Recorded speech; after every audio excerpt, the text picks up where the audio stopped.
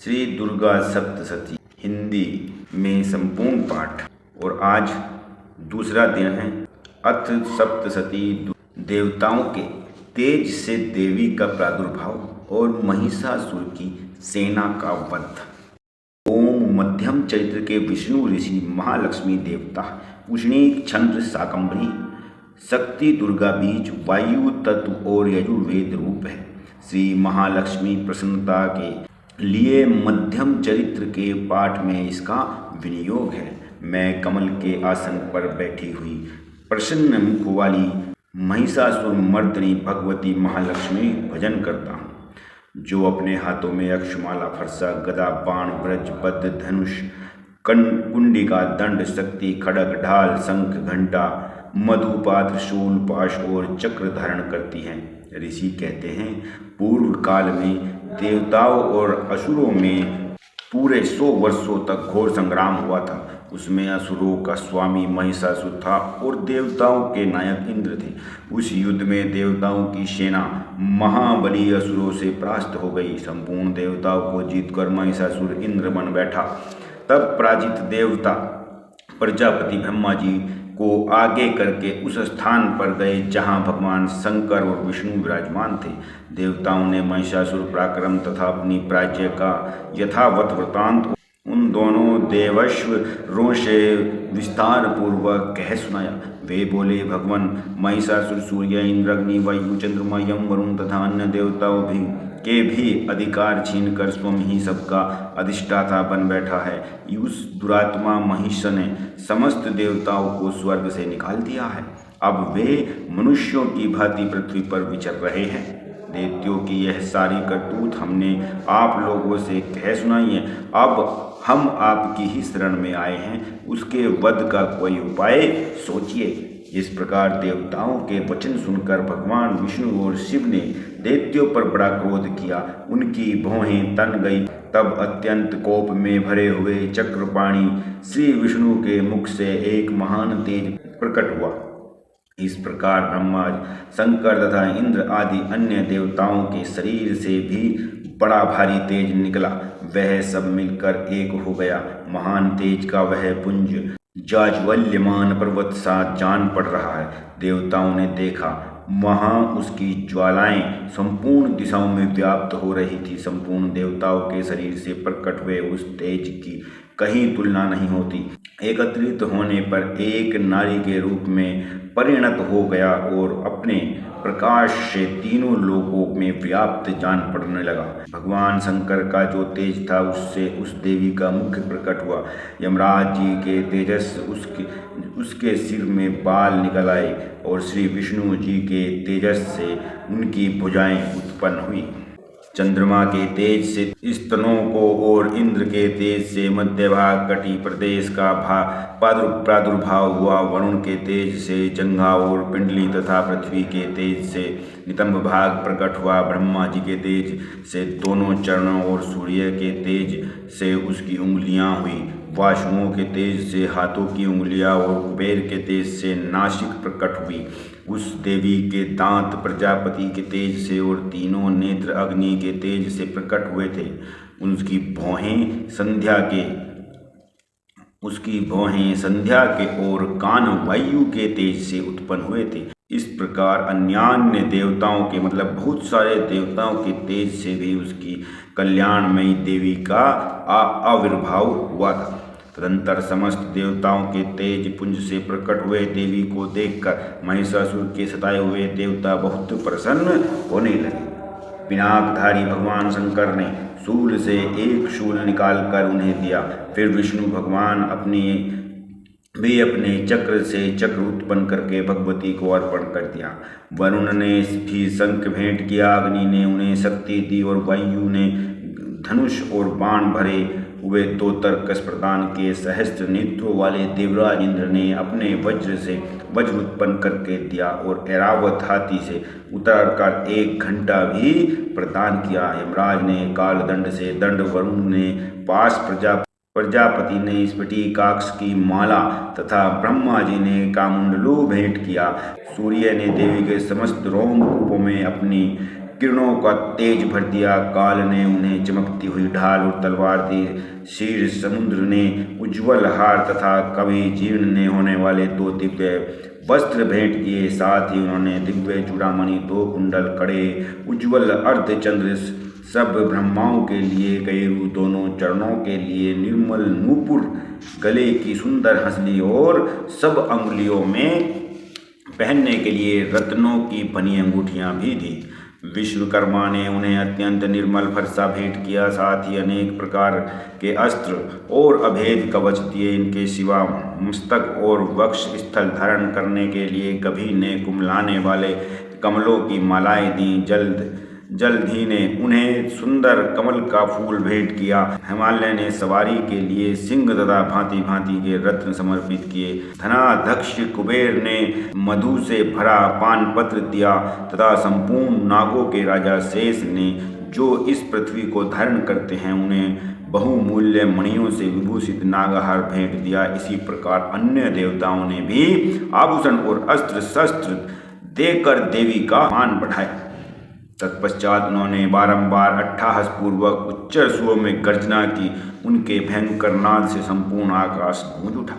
देवी का वह अत्यंत उच्चारवास किए हुआ सिंहनाद कहीं समा न सका। आकाश उसके सामने लघु प्रतीत होने लगा। उससे बड़े जोर की प्रतिध्वनि हुई, जिससे संपूर्ण विश्व में हलचल मच गई और समुद्र कांप उठे, पृथ्वी डोलने लगी और समस्त पर्वत हिलने लगे। उस समय देवताओं ने अत्यंत प्रसन्नता के साथ सिंहाविनी भवानी से कहा, देवी तुम्हारी जय हो, तुम्हारी जय हो, तुम्हारी जय हो।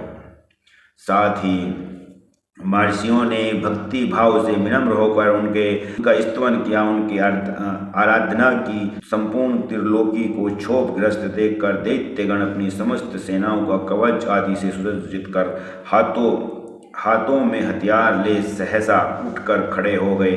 उस समय महिषासुर ने बड़े क्रोध में आकर कहा, आहा, यह क्या हो रहा है।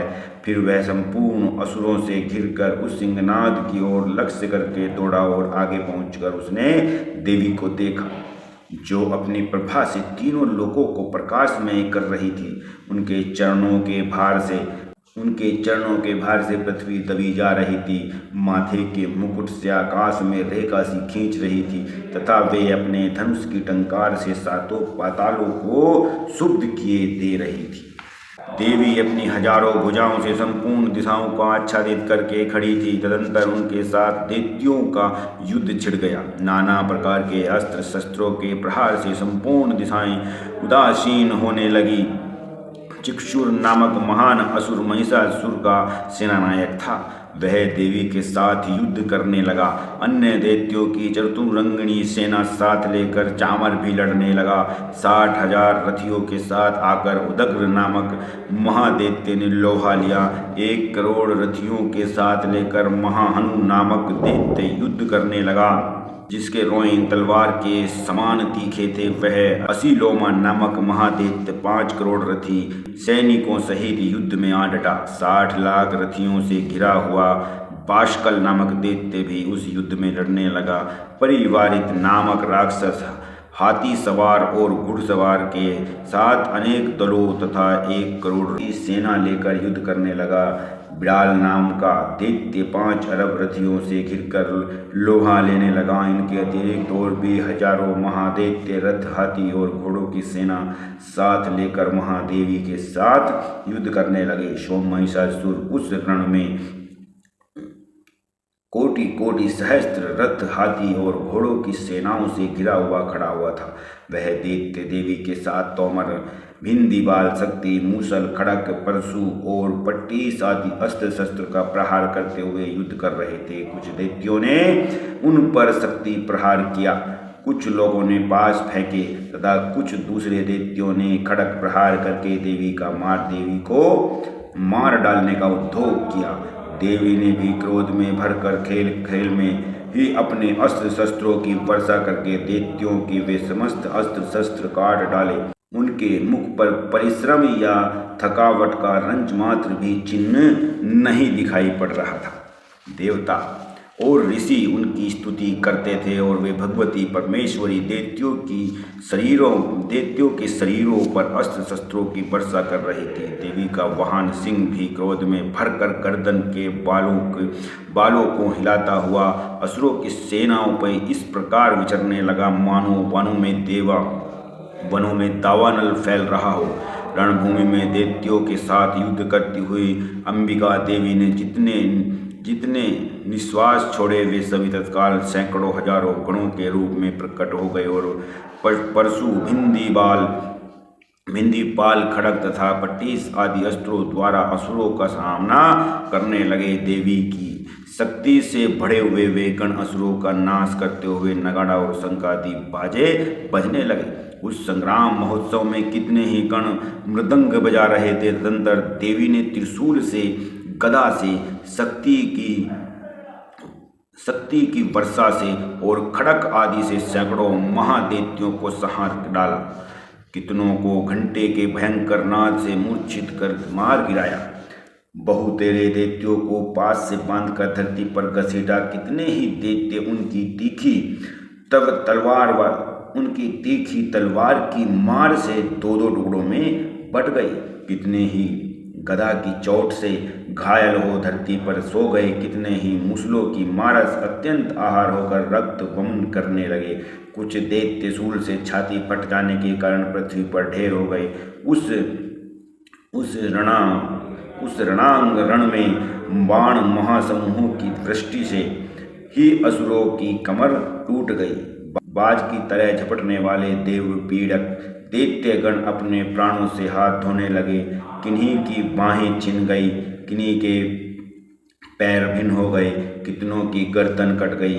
कितने ही दैत्यों के मस्तक कट कट कर गिरने लगे। कुछ लोगों के शरीर मध्य भाग में ही विदीर्ण हो गए। कितने ही महादैत्य जांघें कट जाने से पृथ्वी पर गिर पड़े।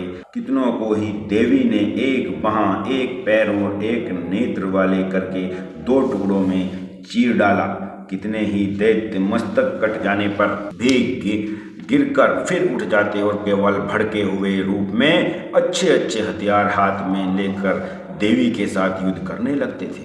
दूसरे कंबंद युद्ध के बीजों की लय पर नाचते थे। कितने ही बिना सिर के धड़ हाथों में खड़ग शक्ति और दृष्टि लिए दौड़ते थे तथा दूसरे महादैत्य ठहरो यह कहते हुए देवी को युद्ध के लिए ललकारते थे। जहाँ वह घोर संग्राम हुआ था वहाँ की धरती देवी के गिराए हुए रथ, हाथी, घोड़े और असुरों के लाशों से ऐसे पट गई थी कि वहाँ चलना फिरना असंभव हो गया था। दैत्यों की सेना में हाथी, घोड़े और असुरों के शरीर से इतनी अधिक मात्रा में रक्तपात हुआ था कि थोड़ी ही देर में वहाँ खून की बड़ी बड़ी नदियाँ बहने लगी। जगदम्बा ने असुरों की विशाल सेना को क्षण भर में नष्ट कर दिया। ठीक उसी तरह जैसे तृण और काठ के भारी ढेर को आग कुछ ही क्षण में भस्म कर देती है। सहचै सिंहो महानाद मृत्युसृजन् दूत केसरः शरीरेभ्यो अमरारिणां शुनि विजीवन्ति देव्यगणैश्च तेस्त्रत्र कृतं युद्धं महासुरे यथेशं तुतुशुर्देवाः पुष्पवृष्टिमुचो दिवि ओम। और वह सिंह भी गर्दन के बालों को हिला कर जोर से गर्जना करता हुआ दैत्यों के शरीर से मानो उसके प्राण चुन लेता था। वह देवी के गणों ने भी उन महादैत्यों के साथ ऐसा युद्ध किया जिससे आकाश में खड़े हुए देवता गण पर बहुत संतुष्ट हुए और फूल बरसाने लगे। इस प्रकार श्री मार्कंडेय पुराण में सारवाणिका मान